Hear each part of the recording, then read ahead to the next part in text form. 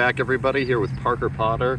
You started off in Ohio with your life and then moved to New Hampshire midway through. So can you talk us through what it was like growing up in Ohio? I grew up in a suburb of Columbus. Lived there from '64 till I graduated high school in '75, and was a fairly big sports fan back when I was a kid. For a number of years, I had season tickets to Ohio State football. I became a huge Buckeyes fan when I was a kid, and I still remember going to the games with my folks. My folks were both big sports fans.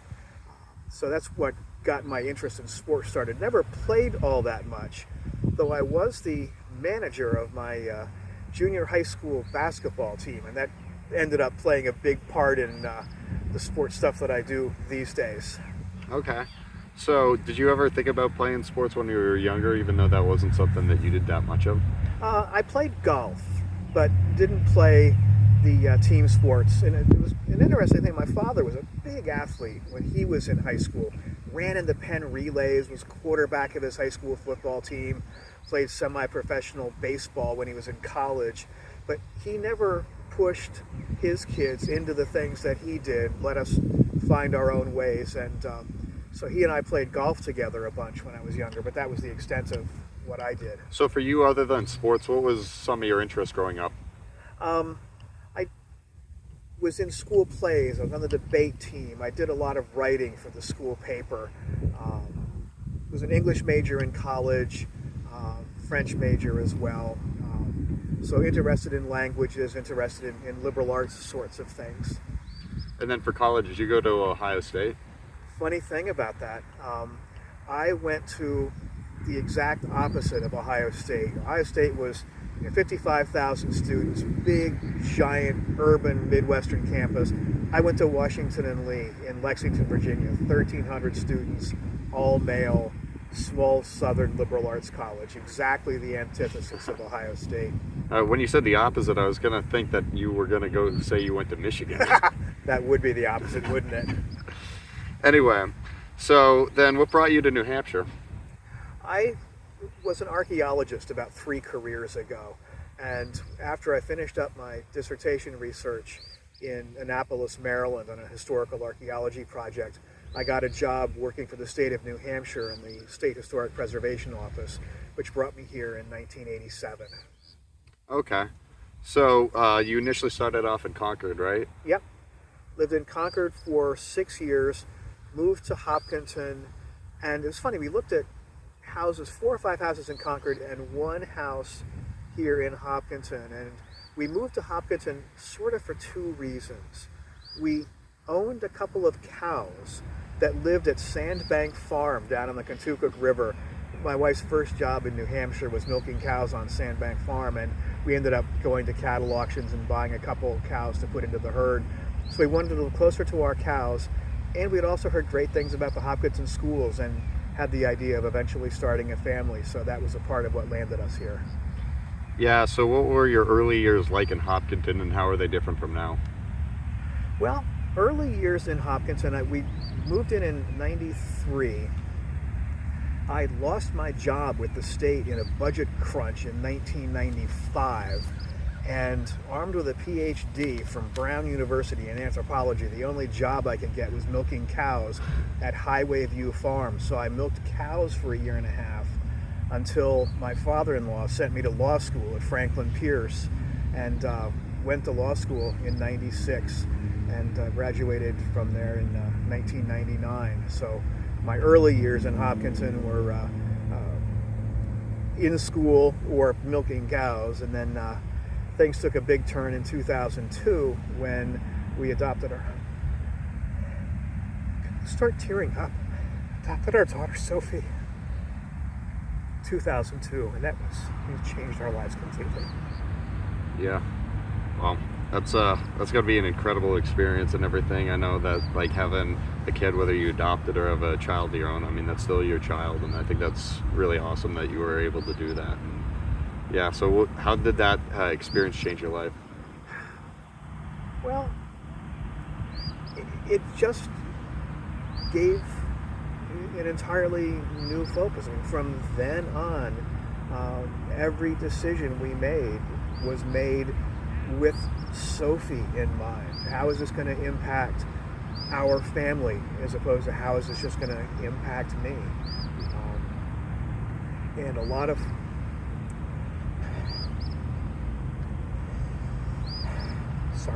what we've tried to do as parents was to model the parents that we had.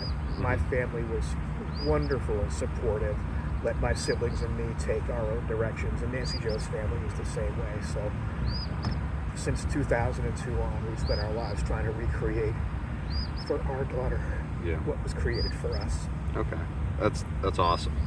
So Hopkinton, a lot of unique opportunities are presented here. Just with a small town, sometimes you get like a bigger district like a Concord or something like that, and you don't get as much of an opportunity to kind of shine individually, and with smaller classes and everything, it gives teachers more of an opportunity to help out with students and help them learn and grow and everything.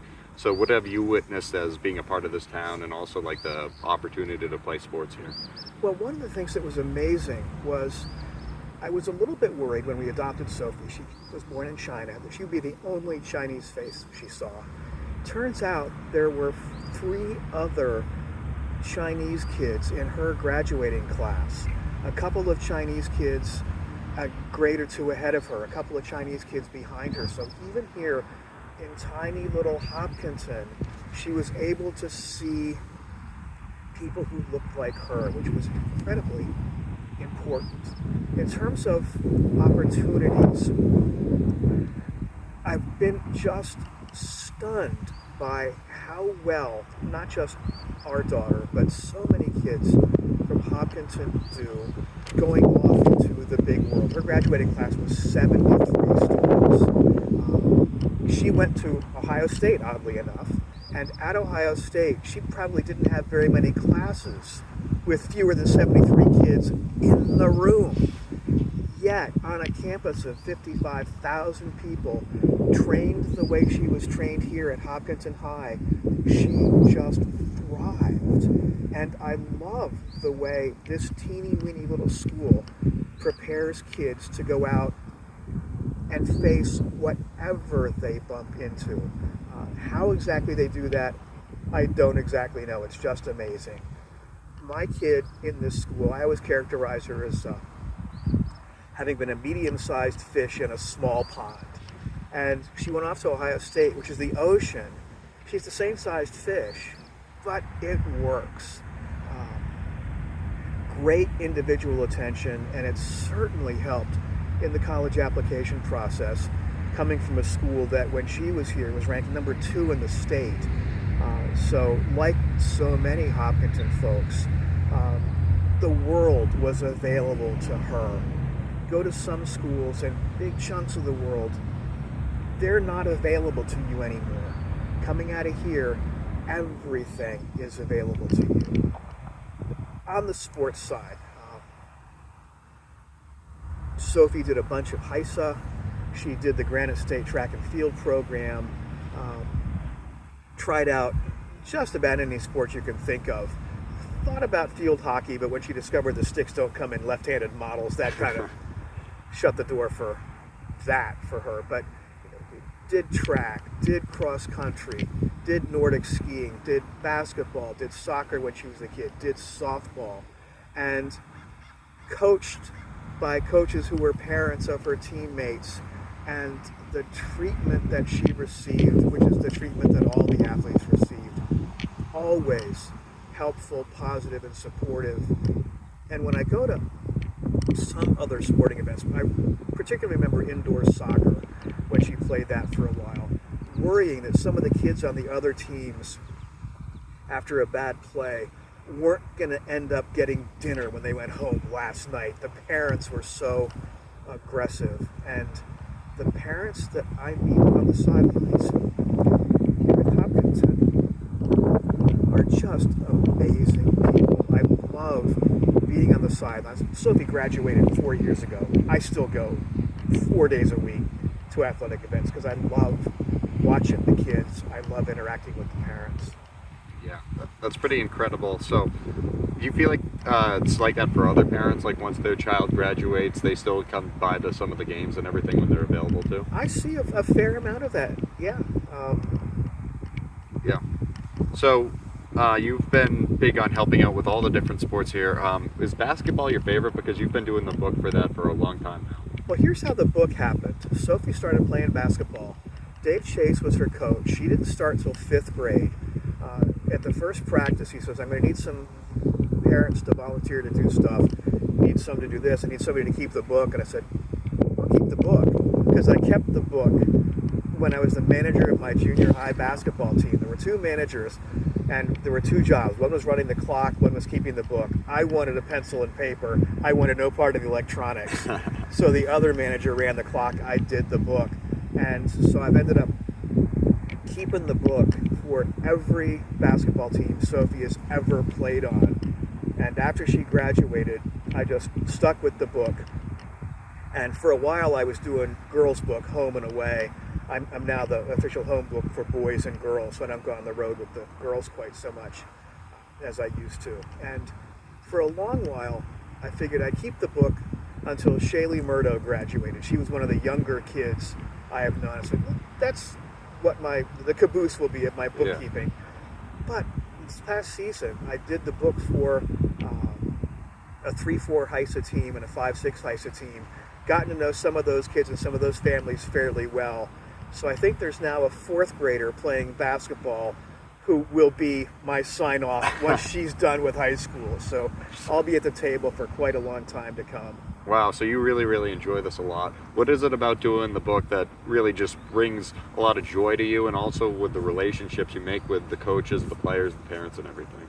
Well, I love being right on the floor, being able to see everything that goes on up close. It's a different perspective you get on the game. I'm so focused on the points and the fouls and the timeouts that there are aspects of the game I don't so much see, sort of the ebb and the flow of it, and the work by players off the ball. But what I like the best about that really close view of the game is getting to watch kids. There are kids now who are juniors and seniors who I've watched since they were in the third or the fourth grade, and seeing those kids develop both as basketball players and just as people is wonderful. One of my favorite basketball moments is not so much game night when I'm doing the book at the high school game, but the next day on Saturday when I keep the book for the HISA games, and usually the scoreboard operator is a kid off the varsity team, and the kid games move slow enough. I get a long time to really talk to these kids and get to know them, not about their basketball stuff, but about all their other stuff, and that's so rewarding. Oh, absolutely. I find it gratifying to talk to all these athletes and everything, and really get to see them, see the way they look at the world and everything. Yes. Now with like some of these people who you get to know, get very close with when they graduate, is that challenging on you? It was particularly challenging last year because when the class of 2023 graduated, that class had in it the last two kids who my daughter played with, Maddie Carmichael and Ava Lambert were freshmen on the basketball team when Sophie was a senior. So when they graduated, it really was a big separation, and so that was especially tough. Other kids, when they graduate, thanks to the interweb, I'm able to keep track of the ones who keep playing sports. So I ended up discovering a lacrosse game with a couple of Hopkinton grads, Amelia Thomas and Sophia Staples Roy. She at Ohio Wesleyan, Amelia at Plymouth State. Their two college lacrosse teams played each other, and I was able to track that down. Sadly, Sophia was injured and missed all of the season, but still getting to see the college careers of those two Hawks was fabulous. Oh, for sure. So something else you do is you do a lot of writing. I know you've posted that a bunch on Facebook. So what is it about writing that really piques your interest? I've always enjoyed writing, and I don't exactly know why I like it so much, but my careers have always involved writing. When I was a lawyer, I worked as a law clerk. That's writing drafts of opinions for judges. When I was an archaeologist, I was not a digging holes in the ground kind of guy, but a writing about it kind of guy. Why it appeals to me, I really don't know. But I do love it when I'm off on my daily dog walk and somebody pulls their car over and says, I just saw your piece in the Concord Monitor and really enjoyed it. I mean, what a thrill that is. Yeah, I've experienced the same thing. It's a great feeling for sure.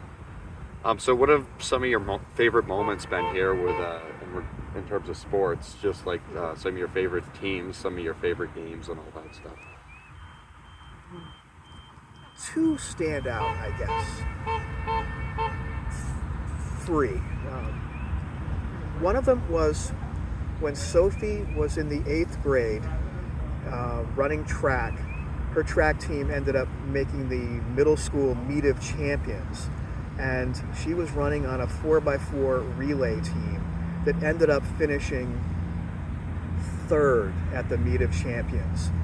It was Sydney Stockwell, Kaylee Stockwell, Lily Sable, and Sophie. And watching them have that big piece of success and having it happen in track and field, which is sort of an individual sport, having the relay come through, that was a great moment. Another great track moment was a set of moments. It was Sophie's freshman year in high school, and she was again running the 4x4 relay. And they were barely qualified for the state meet. They had a time in the mid 440s. They were 15th, and the top 16 teams qualified. There was a girl on the team, Megan Ellsworth, who everybody thought should be on the 4x4 relay team. She was a great runner. She loved the 100 and the 200. At a meet over at Bow, we were working on her to run the 4x4.